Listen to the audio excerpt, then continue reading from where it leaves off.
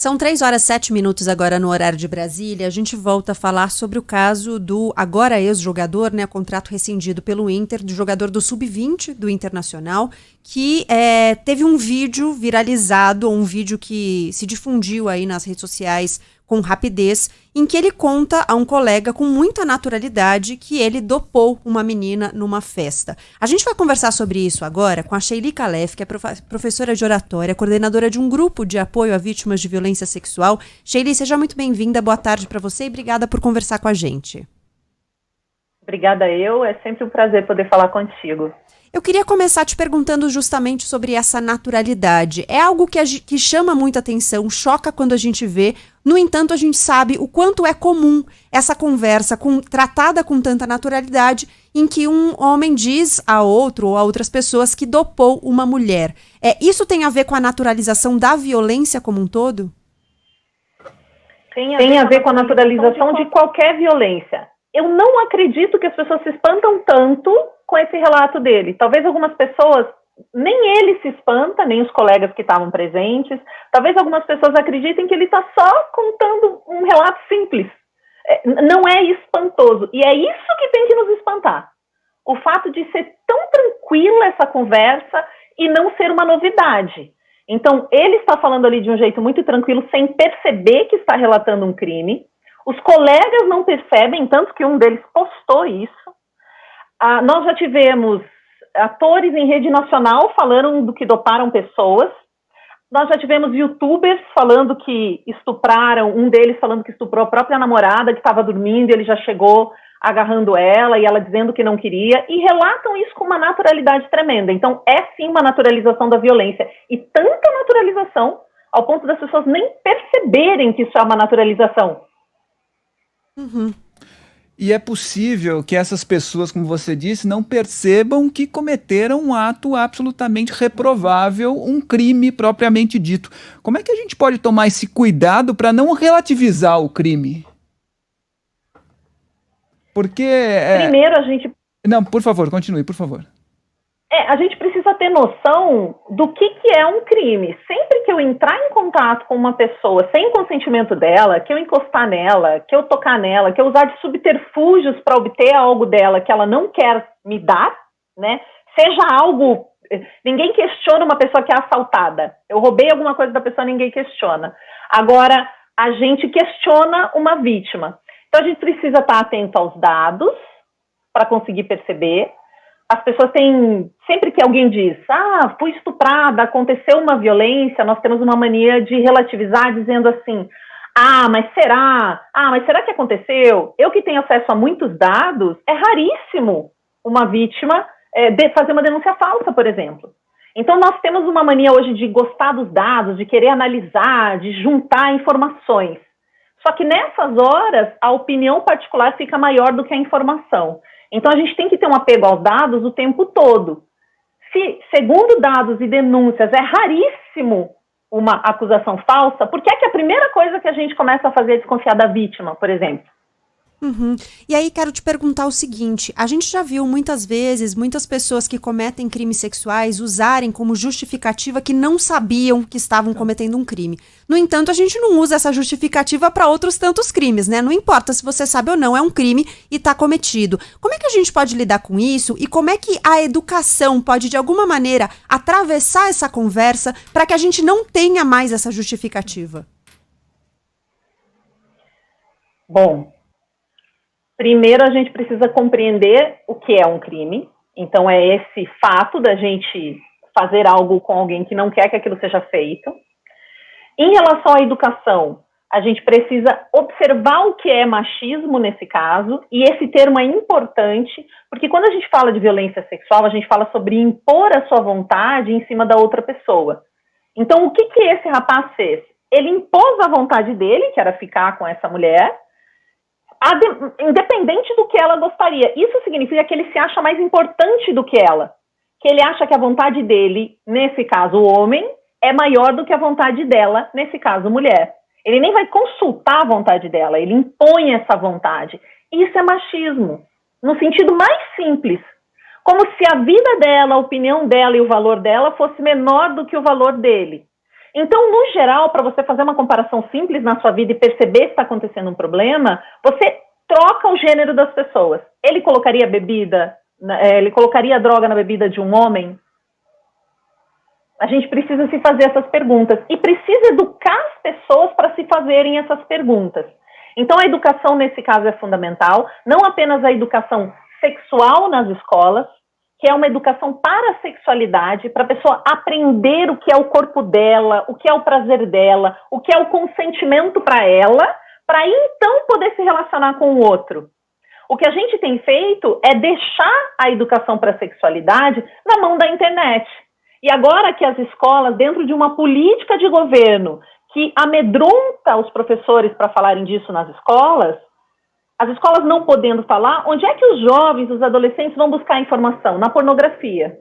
E não tem professor pior sobre sexualidade do que o filme pornô. Porque geralmente é um estupro filmado. Geralmente. Antigamente, se uma criança estuprava outra, um adolescente estuprava outro ou outra, nós sabíamos que ele também tinha sido estuprado. Porque onde é que ele teria aprendido aquele comportamento? Hoje não. Talvez ele só tenha assistido a um filme pornô. E ele está reproduzindo o comportamento que ele viu. E é nessas que ele não entende, que ele pode realmente não entender que aquilo é uma violência. Mas ele será punido da mesma forma. Então a educação vem daí. A gente não pode negar a nossa responsabilidade em relação a isso.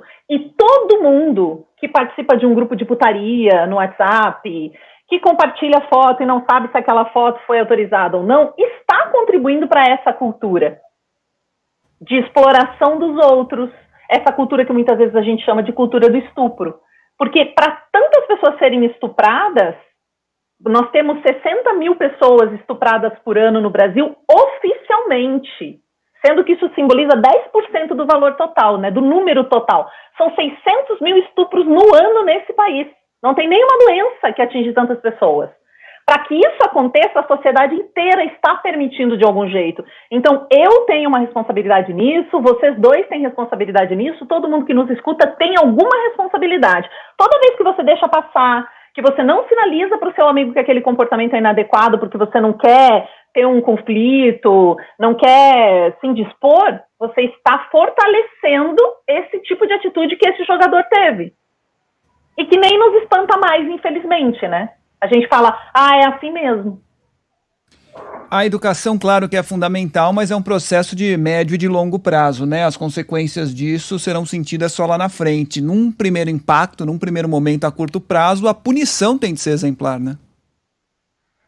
Sim, a punição tem que ser exemplar, e a gente acompanhou o caso da Mariana Ferreira, a gente acompanhou o caso do Robinho, do outro jogador de futebol que recentemente já tinha sido condenado na Itália por estupro, e aqui ninguém acreditava, todo mundo estava achando que era uma coisa simples, até não vazar a transcrição do áudio que a polícia da Itália fez, pesquisou e colocou nos autos, ninguém acreditou que aquilo tinha acontecido. Então a gente tem que parar de proteger os homens como se eles fossem crianças. Isso a gente pode fazer imediatamente. Quando uma menina de 12 anos aparece grávida, as pessoas dizem, ela se ofereceu. A tendência é julgá-la. Uma menina de 12 anos, que é uma criança. E quando um homem adulto de 30 faz uma coisa assim, a gente fala, mas é um moleque, mas ele não sabia. Um garoto, né? Isso tem a ver com a nossa cultura. Nós temos que parar de tratar homens adultos como se eles fossem crianças ou não soubessem o que é violentar outra pessoa. Porque, efetivamente, mesmo que essa pessoa, uma mulher numa situação de estupro, talvez ela fique paralisada e não consiga reagir, isso é muito comum. Mas mesmo que ela não diga com todas as palavras ou não lute, qualquer ser humano adulto que tem vida sexual ativa sabe quando o outro não quer. A gente sabe, a gente não precisa nem se ater ao fato da pessoa gritar e espernear, você sabe. Então não é sexo a partir daí. A partir daí não é consentimento. A partir daí é exploração, é imposição, é violência. E tudo isso precisa ser punido. Mas tem que começar com a nossa visão do que é violência. A gente tem que se desacostumar com o grau de violência que nós estamos acostumados. No geral, só dão crédito a uma vítima se ela estiver esculhambada, sangrando com alguma parte do corpo quebrada. Aí ela fala, fui estuprada, todo mundo fala, nossa, realmente, tô com dó. Agora, se ela estiver se ela não tiver uma marca no corpo visível, e não é um crime que vai deixar uma marca necessariamente no corpo dela, as pessoas já vão desconfiar. Se ela não estiver nervosa e chorando, ela está mentindo. Então nós temos que parar também com essa mania de querer dar opinião sobre o que a gente não conhece. A gente não tem que dar opinião sobre tudo, especialmente sobre casos de estupro. Se não é o que você estuda, você não sabe a respeito disso, você tem que segurar a sua vontade de sair dando opinião sobre tudo, né? A gente vai dar opinião sobre uma coisa que é tão específica, complexa, difícil, onde a vítima paralisa, muitas vezes não consegue falar, às vezes ela demora anos para conseguir falar.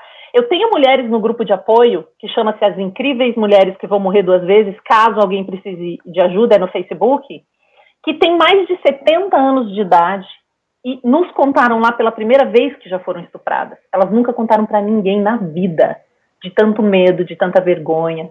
Então, a última coisa que eu posso contribuir ainda nesse lugar de punição também é a gente aprender a falar disso e aprender a acolher quando alguém fala. Se a gente ficar batendo numa vítima quando ela fala que foi estuprada, a única coisa que vai acontecer é que você não vai saber que a sua irmã foi estuprada, a sua amiga, a sua professora, a sua colega. Se são 4 em cada 10 mulheres brasileiras, todo mundo que está nos ouvindo conhece muitas mulheres que sofreram violência sexual. Mas se não sabe disso, é porque provavelmente não se dispõe a ouvir. E aí fica cego, né? E aí você não sabe da realidade porque você fica ignorando que ela existe. A gente conversou aqui na Band News FM com a Sheili Calef, coordenadora de um grupo de apoio a vítimas de violência sexual. Sheili, muito obrigada pela gentileza de nos ajudar com esse tema e até uma próxima oportunidade. Tchau, obrigada. Obrigado.